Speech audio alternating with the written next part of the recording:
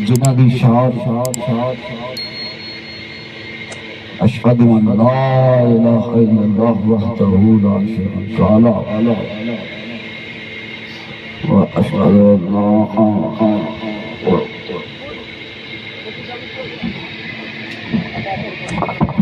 अस्सलाम वालेकुम नाज़रीन, कैसे हैं आप सब लोग। उम्मीद करता हूँ आप ठीक होंगे, खैरियत से होंगे। सोशल मीडिया पर ये वीडियो वायरल हो रही है जिसमें अल्लामा नासिर मदनी साहब को बेहोश होते हुए देखा जा सकता है। वो जुम्मे का खुतबा जो है वो बयान कर रहे थे, तकरीर कर रहे थे जुम्मे वाले दिन।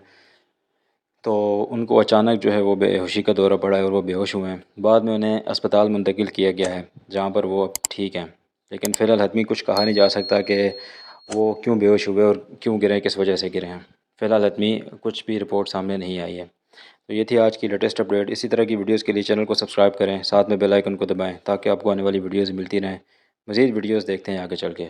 सो चलिए देखते हैं।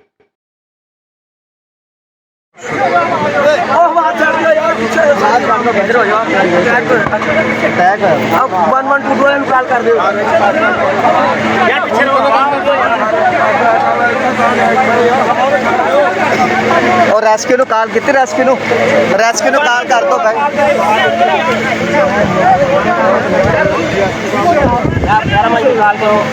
रेस्क्यू नु कॉल कर दो यार।